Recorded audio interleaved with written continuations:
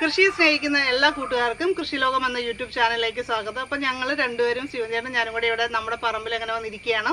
അപ്പോൾ നമ്മുടെ മാങ്കോസ്റ്റിൻ്റെ ഇവിടെ നന്നായിട്ട് വളർന്ന് ഇപ്പോണ്ട്. അപ്പോൾ ഇതിനൊക്കെ നമ്മൾ വളം ചെയ്യുന്നത് എന്താണെന്നുള്ളതാണ് ഇന്ന് കാണിക്കാൻ പോകുന്നത്. അതൊരു ജൈവ സ്ലറിയാണ് നമ്മൾ ഉപയോഗിക്കുന്നത്.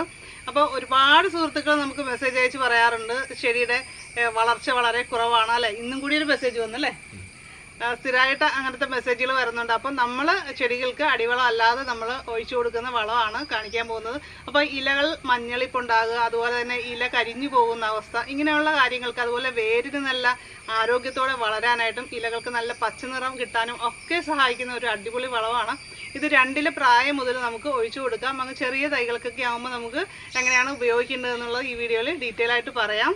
അപ്പോൾ നമ്മുടെ ചെടികൾക്ക് നല്ല ആരോഗ്യം കിട്ടാനും കരുത്ത് കിട്ടാനും നല്ലതായിട്ട് പഴങ്ങളും പച്ചക്കറികളും ഒക്കെ നന്നായിട്ട് ഉണ്ടാവാനും ഇപ്പോൾ കായ്കളൊക്കെ കൂടുതൽ ഉണ്ടായി കിട്ടാനും ഈ വളം തീർച്ചയായിട്ടും ഉപകരിക്കും. അപ്പോൾ നമുക്ക് അധികം സമയം കളയണ്ട, നമുക്ക് വീഡിയോയിലേക്ക് പോകാം. അപ്പോൾ അതിനു മുമ്പായിട്ട് ഈ ചാനൽ ആദ്യമായിട്ട് കാണുന്നവരുണ്ടെങ്കിൽ, കൃഷിയെ ഇഷ്ടപ്പെടുന്നവരാണെങ്കിൽ തീർച്ചയായിട്ടും സബ്സ്ക്രൈബ് ചെയ്യുക. നോട്ടിഫിക്കേഷനായിട്ട് ബെല്ലൈക്കൺ ക്ലിക്ക് ചെയ്ത് ഓളെന്നുകൂടി സെലക്ട് ചെയ്യാം. അപ്പോൾ നമുക്ക് വീഡിയോ കാണാം.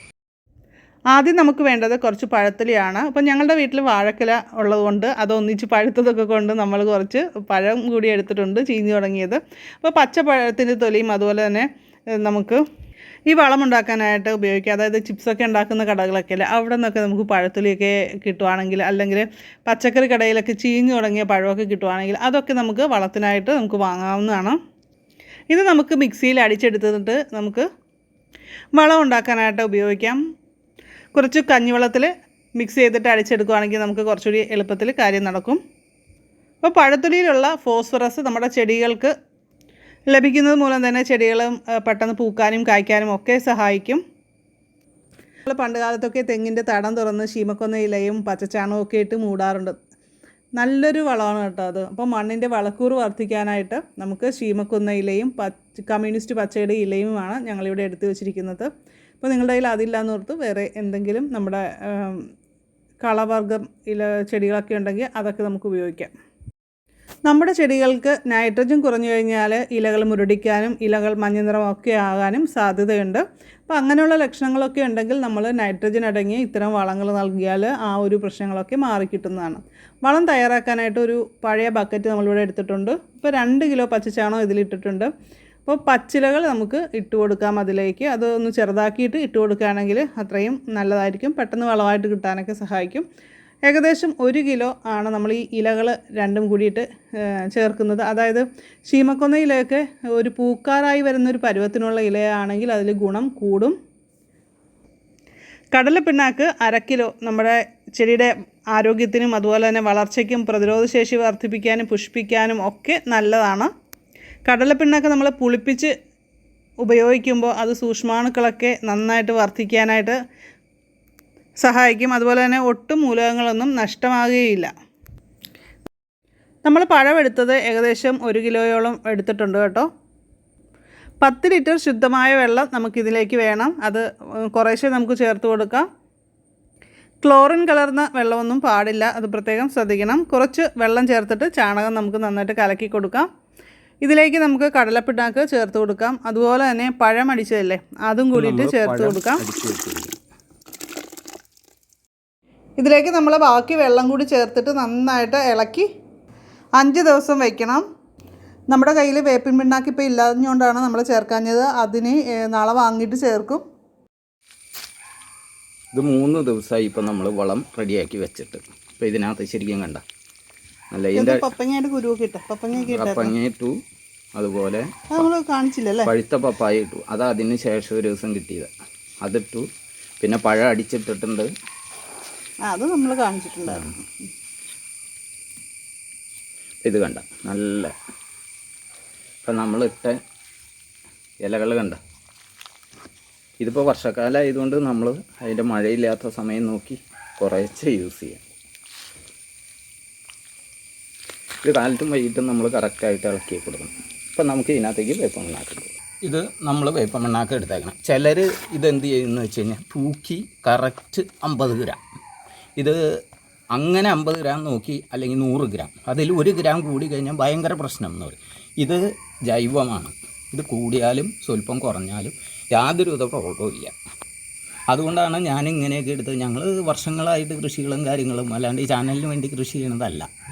ഞങ്ങൾ ചെയ്യുന്ന കൃഷി നിങ്ങളുടെ മുമ്പിൽ കാണിക്കുന്നു, അത്രേ ഇതിനകത്തുള്ളൂ. അതുകൊണ്ടാണ് നമ്മളിപ്പോൾ ഇതിനകത്ത് ചിലർ ചോദിക്കുമ്പോൾ എന്തോരം ഇടണം. ഞങ്ങൾ ഇടണതെന്ന് പറഞ്ഞാൽ ഇപ്പോൾ വളം ഇടുമ്പോൾ ഞാനിപ്പോൾ കഴിഞ്ഞ തവണ നമ്മുടെ പ്ലാവിനും മാങ്കോസ്റ്റിനും വളം ഇട്ടപ്പോൾ 1 കിലോ വെച്ചിട്ട്, അപ്പോൾ ഞാൻ ഏകദേശം അത് തൂക്കി നോക്കി. അത് കഴിഞ്ഞ് പിന്നെ അത് തൂക്കാൻ പോകണില്ല. അത് നമ്മളൊരു പാത്രത്തിലിട്ടിട്ട് ആ ചെടിയുടെ ചുറ്റുമിടും. അപ്പോൾ സ്വല്പം കൂടിയാലും കുറഞ്ഞാലും അതിനകത്തൊന്നും സംഭവിക്കാനില്ല. അതേസമയം രാസവളം ചില കീടനാശിനികളാണ് രാസകീടനാശിനിയാണെങ്കിൽ നമ്മളത് കറക്റ്റ് എടുത്തേ ചെയ്യാവൂ. അത് കൂടിക്കഴിഞ്ഞാൽ പ്രശ്നമാണ്. അത് പ്രശ്നങ്ങളാണ്. ഇത് ജൈവ സാധനമാണ്. ചാണം 2 കിലോ എന്ന് പറഞ്ഞു 1/2 കിലോ കൂടിയാലും കുഴപ്പമില്ല, ഒരു 250 ഗ്രാം കുറഞ്ഞാലും ഒന്നും സംഭവിക്കാൻ പോകില്ല. അതുപോലെ ഓരോ സാധനങ്ങൾ ഇപ്പോൾ നമ്മൾ ഇതിൽ ചേർത്തിരിക്കുന്ന സാധനങ്ങൾ അങ്ങോട്ടും ഇങ്ങോട്ടും സ്വല്പം കൂടിയാലും ഒന്നും സംഭവിക്കില്ല, കുറഞ്ഞാലും ഒന്നും സംഭവിക്കില്ല. അപ്പോൾ ചിലർ പറയും ആ കറക്റ്റ് തൂക്കം. അതാണ് ഞാൻ ചെയ്യുന്നത്. ഞാൻ ചെയ്യുന്ന സംഭവം, ഞാൻ കൃഷിക്ക് എങ്ങനെ കൃഷി ചെയ്യുന്നു അതാണ് നിങ്ങളെ കാണിച്ചു തന്നെ.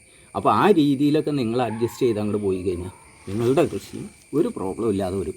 ഞങ്ങൾ ചെയ്യുന്ന സാധനങ്ങൾ കാണുന്നതല്ലേ. അപ്പോൾ അല്ലാതെ ഇതിനകത്ത് ഒരു വാളൻ്റെ ഇപ്പം എൻ്റെ കൈ ഇത്രയേ ഉള്ളൂ, ഇപ്പം നിങ്ങളുടെ കൈ ചിലപ്പോൾ വലുതായിരിക്കും. അയ്യോ അത് പാടില്ല, ഇത് ഇങ്ങനെയാ പാടുള്ളൂ എന്ന് പറയുന്ന ആൾക്കാരുണ്ട്. അപ്പോൾ അതിനോട് എനിക്ക് അത്ര യോജിപ്പില്ല. ഒരുപാട് വാട്സപ്പിൽ ഇതുപോലുള്ള ക്വസ്റ്റ്യൻസ് വരാറുണ്ട്. അപ്പോൾ അതുകൊണ്ടാണ് ഈ കാര്യമൊന്ന് പറഞ്ഞത് കേട്ടോ. അപ്പോൾ വേറെ ഒന്നുമല്ല.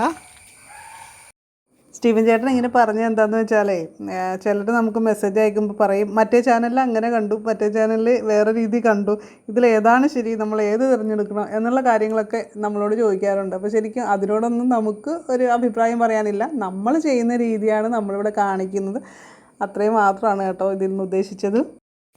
നമ്മുടെ ഈ വളത്തിൻ്റെ അകത്ത് പച്ചക്കറി വേസ്റ്റ്, പഴുത്ത ചീഞ്ഞ് തുടങ്ങിയ പപ്പങ്ങ അതൊക്കെ കൊണ്ടുവന്നിട്ടിട്ടുണ്ട്. അതുപോലെ തന്നെ പച്ചക്കറി വേസ്റ്റ്, പാവലിൻ്റെ ഞെട്ട്, അങ്ങനെയൊക്കെയുള്ള സംഭവങ്ങളൊക്കെ നമ്മൾ ഇതിൻ്റെ അകത്ത് ചേർത്തിട്ടുണ്ട്. അപ്പം നിങ്ങളുടെ കയ്യിലുള്ള സംഭവങ്ങളെല്ലാം നമുക്ക് ഇതേപോലെ ചേർക്കാം കേട്ടോ. അപ്പോൾ അതൊക്കെ നമുക്ക് വളമാക്കി എടുക്കാം. അപ്പോൾ പച്ചക്കറി വേസ്റ്റ്, ഉള്ളിത്തൊലി അങ്ങനെയുള്ള ചേർക്കുന്ന സമയത്ത് നമുക്ക് ജസ്റ്റ് ഒന്നൊരു പഴയ മിക്സിയുടെ ജാറിൽ ഒന്ന് അടിച്ചെടുക്കുകയാണെങ്കിൽ പെട്ടെന്ന് തന്നെ നമുക്കിത് വളമായിട്ട് എടുക്കാനായിട്ട് നമുക്ക് നല്ലതായിരിക്കും. ഈ ഒരു ജൈവവളം നമ്മൾ രാവിലെയും വൈകുന്നേരവും ഇളക്കി കൊടുക്കാനായിട്ട് ശ്രദ്ധിക്കണം. അതുപോലെ തന്നെ മഴ വീഴാത്ത രീതിയിൽ അടച്ചു വയ്ക്കുക. അതുപോലെ തന്നെ ഓവറായിട്ട് വെയിലും കൊള്ളാൻ പാടില്ല. ഇതിലുള്ള സൂക്ഷ്മാണുക്കളൊക്കെ നശിച്ചു പോകാതിരിക്കാൻ വേണ്ടിയിട്ടാണ് അങ്ങനെ പറയുന്നത്. നമ്മളിത് എങ്ങനെയാണ് ഉപയോഗിക്കുന്നത് എന്നുള്ള കാര്യങ്ങളൊക്കെ അടുത്ത വീഡിയോയിൽ ഡീറ്റെയിൽ ആയിട്ട് കാണുന്നതാണ്. ഇന്നത്തെ വീഡിയോ നിങ്ങൾക്ക് ഇഷ്ടമായിട്ടുണ്ടെങ്കിൽ ലൈക്ക് ചെയ്യുക. നിങ്ങളുടെ അഭിപ്രായങ്ങളൊക്കെ തീർച്ചയായിട്ടും കമൻറ്റ് ആയിട്ട് രേഖപ്പെടുത്താവുന്നതാണ്. അപ്പോൾ നമുക്ക് തീർച്ചയായിട്ടും മറ്റൊരു വീഡിയോയിൽ വീണ്ടും കാണാം. നല്ലൊരു ദിവസം എല്ലാവർക്കും ആശംസിക്കുന്നു.